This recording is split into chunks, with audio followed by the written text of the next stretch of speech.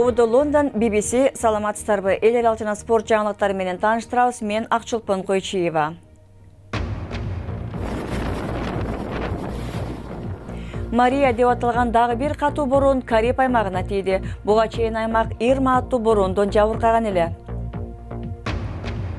2 миллиондой жаш балдары ачарчылыкка кабылып, холера илдети жайылып жаткан Йеменде гуманитардык кризис курчуганы тууралуу атайы баяндаманы сунуш кылабыз. Буга чейин тукум курут болот деп саналган чоң ташбакалар жай болсо да кайра көбөйүүдө. Кариб аралдары кайрадан катуу боронго туш келүүдө. Мындан бир эле апта мурун Ирма аттуу борон аймакты аралап өткөн. Күчү 5-категория деп аныкталган соңку борон түндө Доминикада саатына дээрлик 250 км ылдамдыктагы шамал болуп өттү. Учурда ал Гвадалупа жана британдык Вирджиния аралдарын көздөй баратат. Бир эле борон болгону кыйла татаал. Мария болсо Кариб аралдарына тийген 4-чү борон болду. Борон француз аралы Гвадалупаны да аймап өттү. Мартиник шаарын суу каптады. Космостон тартылган сүрөттө борондун чоңдугун көрсө болот. Мария учурда британдык Антигва жана Барбуда аймактарын жана Вирджиния аралдарын көздөй жылып баратат.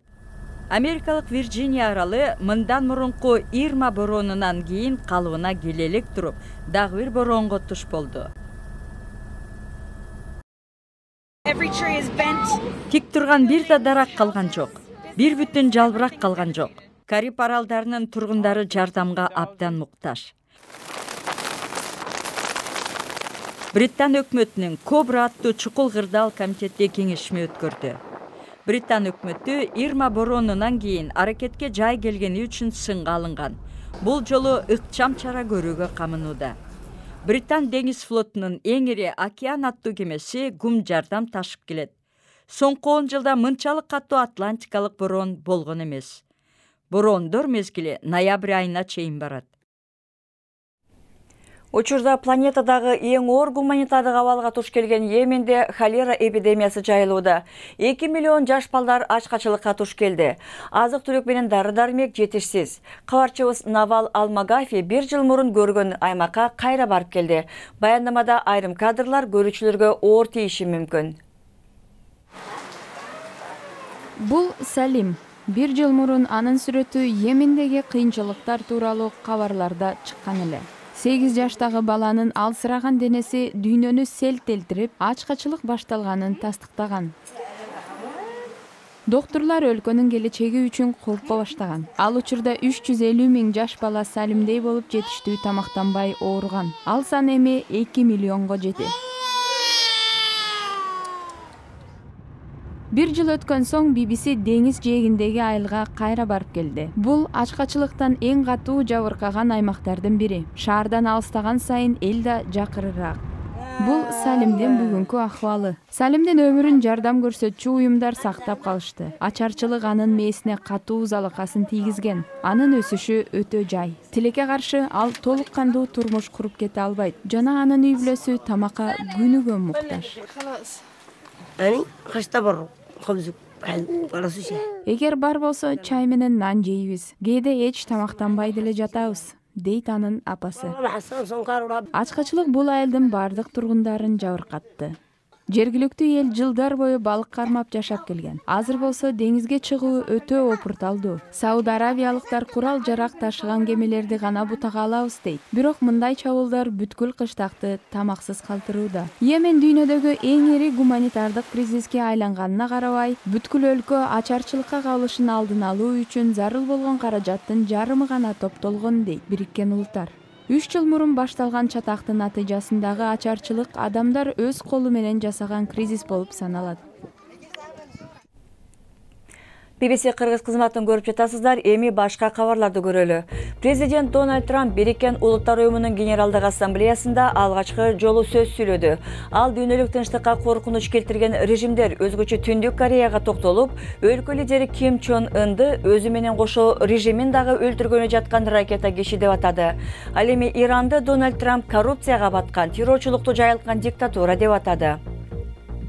Бириккен Улуттар Уюму Мьянмадан 400 миңдей рохинджалар качып чыккан аймакка байкоочуларды киргизүүнү талап кылды. Кризис боюнча унчукпай келген бирмалык лидер Ан Сан Су Чи айым дипломаттарга кайрылуусунда рохинджалар эмне себептен чыгып кеткенин билбейм деп айтты. Ал дипломаттарды башаламандык болгон аймактарга өзүңөр барып көрүп келгиле деди. Европа биримдигинин делегациясы Венгриянын премьер-министри Виктор Орбандын айылына барып, эмне себептен биримдиктен алынган 2 миллион доллар бул айылда темир жол курууга жумшалганын териштирүүдө. Жеңил темир жолу Будапештин батышындагы Фелскаттан айылга чейин 6 километрге созулат. Тургундарынын саны 2000ге жетпеген айылда Орбандын үйүнүн тушунда 4000 орунду стадион дагы курулган экен. 150 жылдан бери чоң флориандык ташбакалар биротоло жок болду деп саналып келген. Бирок атайын багуу программасынын натыйжасында жай болсо дагы бул ташбаканын түрү кайра көбөйө баштаган. Саны тийиштүү деңгээлде жеткенде ташбакалар кайрадан Галапагос аралдарына жеткирилмекчи. Ташбакалардын дүйнөсүндө баары жай болот эмеспи?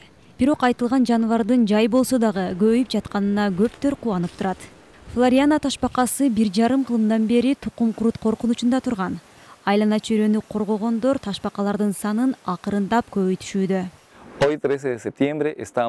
Биз дүйнө жүзүнө жагымдуу жаңылыкты жар салгыбыз келет. Биз бир учурда жок болуп кетти делген ташбаканын түрүн сактап калдык. Алар 150 жылдан бери тукум курут коркунучунда турган. Айтылган ташбака 19-кылымдын ортосунда Флориана аралдарында жок болуп кеткен. Ага аралга келип мергенчилик менен алектенген адам баласы себеп болгон. Айрым Флориана ташбакалары жакын жайгашкан башка аралдарга жеткирилип, башка түрдөгү ташбакалар менен аргындаштырууга аракет көрүлгөн. Эми Флориана ташбакалары акырындап көбөйүүдө. Галапагос улуттук паркында атайын аргындаштыруу долбоору натыйжалуу болуп, келечекте айтылган ташбакалардын түрү бир нече миңге жетет деп үмүттөнүшүүдө. Биз ташбакалардын Флориана түрүн көбөйтүп, аларды сактап калабыз. Галапагос улуттук паркынын аргындаштыруу ыкмасы 5000 ташбакага колдонулду. Биз биринчи жолу жоголуп бара жатат деген жаныбарга айтылган ыкманы колдондук. Ташбакалар 5 жыл улуттук паркта кармалып, андан соң Флориана аралына жапайы жаратылышка кое берилет.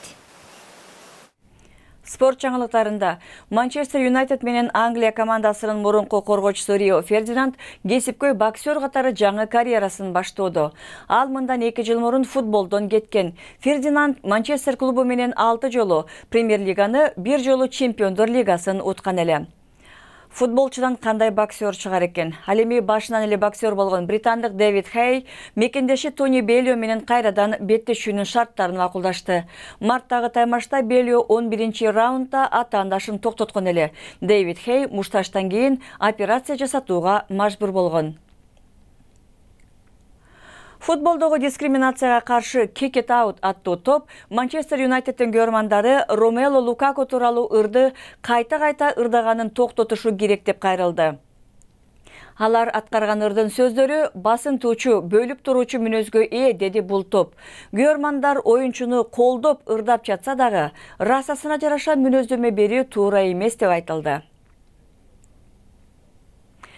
Жаңылыктардын соңунда демейде гольф оюну жай баракат жүргөн эс алдыруучу оюн деп саналат, бирок анын башкача дагы түрү бар экен. Ылдам гольф боюнча британдык чемпионатта оюнчунун тактыгы жана албетте ылдамдыгы бааланды. Демейдеги жай баракат басуунун ордуна мында жүгүрүш керек болгон. 40 оюнчу таймашка катышып, 50 мүнөттөн кийин эле бардык айланпаларын бүтүрүп коюшкан. Гольф деген оюн биз жактагыларга кызык болду экен дейм да. Бул жана башка жаңылыктар биздин интернет сайтыбызда, биздин дарегибиз bbc-kыргыз.com сайтыбыздан соңку жаңылыктарды окусаңыздар болот, ошондой эле радиосу дагы уга аласыздар. Программабызды биз ушуну менен жыйынтыктайбыз. Алып барган Акчылпон Койчиева, эфирде кайра жолукканча саламатта болуңуздар.